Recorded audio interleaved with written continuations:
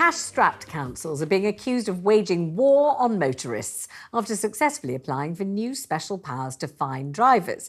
Until now, only the police have had the ability to fine motorists for moving traffic offences. But now, city councils, including those in Birmingham and Nottingham, which were declared effectively bankrupt last year, can now impose fines of up to £105 on drivers for infringing a yellow box, making illegal U-turns and driving in bus lanes. The new law sparked outrage, with drivers being made to feel like wallets on wheels for the sake of cash-poor councils. Joining me now in the studio, Tim Montgomerie. Nice to see you, Tim, a Conservative commentator. And down the line is Quentin Willson, a motoring journalist. Always a pleasure to have you on the programme, Quentin. Why don't we start, though, with Tim on this? Because, you know, this is a kind of political and financial matter, not necessarily a motoring issue at all.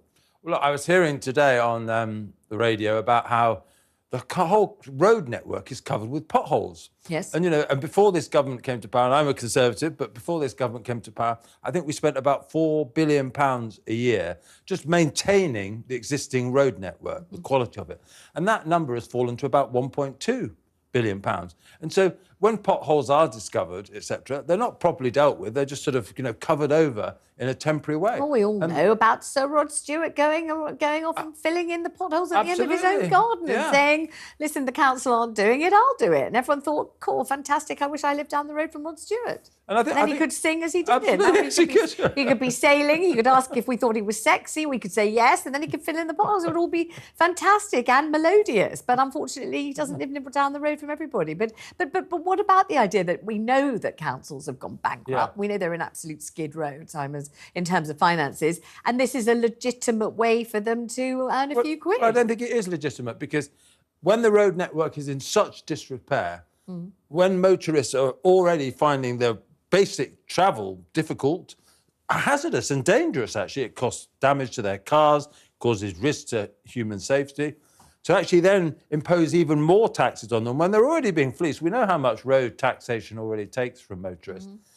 That money not even then to be ploughed back into a disintegrating road network is hard to defend. Although there will be people listening thinking, on their heads be it. If they do things like go and sit in that yellow box, if they make these terrible illegal U-turns, if they do all these appalling crimes and infringements against humanity, they absolutely deserve all they get, a jolly swinging fine. And if they don't do them, they won't be fined. Therefore, it's not a tax. Therefore, don't say it is. Therefore, it's utterly legit for the council to penalise these miscreants. I just want to know, obviously, there are some times when it's clearly in contravention of the rules. But, you know, when your tyre is just a little bit into that box, you haven't stopped just in time, is it fair then to clobber you? Because I bet they will start clobbering people, even if they've just slightly gone over the line. Well, let's ask Quentin Willson about all of this. Quentin, it's good to have you on the show.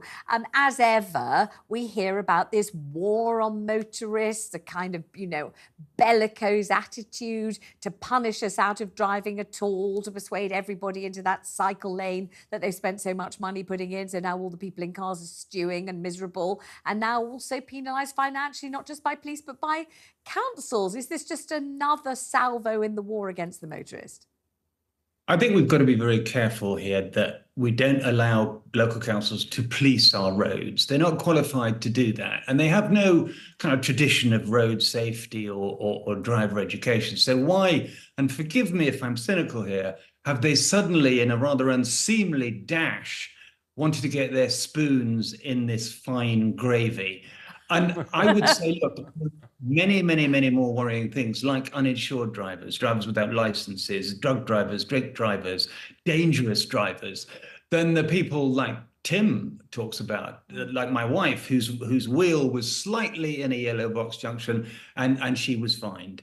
And look, the RAC have recently said that all these box junctions are too large and need to be smaller. So look, we need governance here. We need proper supervision. We need trained people to actually do this. And I mean, I was reading that one of the transport heads of a local council did sports education at university and has no formal transport or traffic education. So look, this could go very badly wrong. And I think the fact that councils are in a parlous financial state and see this as potentially the goose that will grow the very large golden egg, it makes us all very suspicious. And let me ask you about a story which I didn't warn you I was going to talk about, but it suddenly occurs to me. The story that's been in all the papers today about Zach Goldsmith being banned for a year from driving for a series of speeding offences, most of which are, 26 miles an hour in a 20, 47 miles an hour in a 40,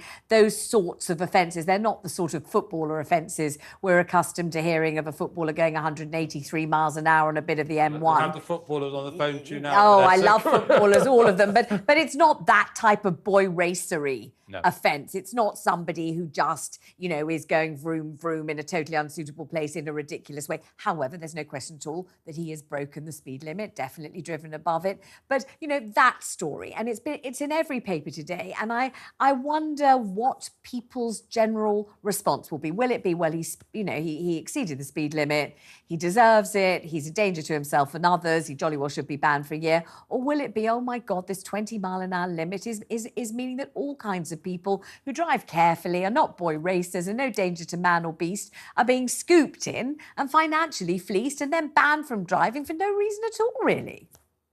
I think we're all going to say, look, this needs to be proportionate. And the 20-mile-an-hour debate is one that's going to run and run and run. I mean, and there's a big case for it outside schools and care homes and whether residential and pedestrian vulnerability, but not a blanket ban.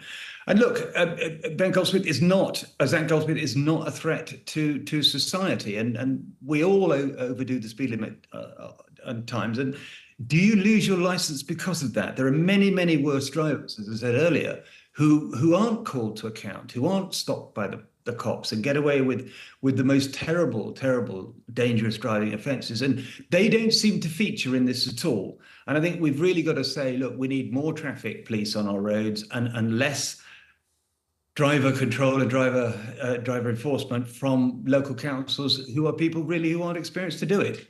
When you read the Zach Goldsmith story, which I assume you did, everyone must have done today, did you feel censure and disgust and repelled by his appalling behaviour? Or did you think, oh my goodness, really, this kind of driving would not have qualified for disqualification a couple of years ago? I felt sort of slightly in the middle, if I'm allowed to really? sit on the fence. Be wherever you are, yes, be wherever you are. Because there are rules. If you hit a certain number of offences, that's why you have the point system. Yes. And he fell foul of that. Yes. So when you repeatedly, even if it's go over the speed limit marginally, he fell foul of the system that way. Yes, he did. But when you look at the actual speeds, do you think this is a fairly notional thing? Because it used not to be that people had to drive in the middle of the night or early in the morning at 20 miles an hour. Yeah. And when the road is empty and when you can see it's empty and when you're nowhere near a school, and if you were, it isn't going to open for another 5 hours or whatever it is, then people in an empty road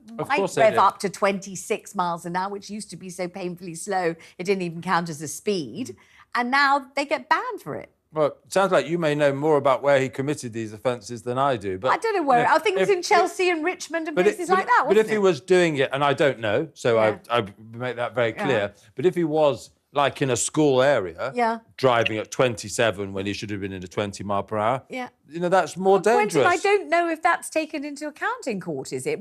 Where you were and what time of day and whether the school was open or closed. Isn't it just you exceeded, full stop? You went over the limit and that's the end of it. They don't look at when or where or how or why. They just... But you were asking me about the moral sort of power of it. Yeah. And I would say the moral power really depends upon where he was at what time of day, even if the system doesn't take that into account. So no one will care. And so therefore the coverage of the case and all the reporting about it doesn't allude to that at all. And so nobody knows at all. But I'm sure there will be people listening and watching right now who are absolutely appalled that anyone would ever exceed the speed limit by so much as a half a point, and others who just have been caught in the net of this and know that they're not dangerous drivers and remember when they did it and were trying their best to drive at 20, which is pretty difficult in most cars. Quentin, isn't it? Tell me about whether it's difficult to drive at 20 or whether I'm just making a fuss and it's not really. Not really, no. Oh dear, I didn't want you to say that, did I? Isn't it hard to keep to 20 in an empty road when you're just, Hard in the sense that you've got to concentrate really, really, really closely on the speedometer, which is not a good thing. But mechanically, the car should be fine, and most cars can drive at 20 quite easily. But the idea that you so kind of obsessed with not going over 20 is not good for your hazard perception and general observation.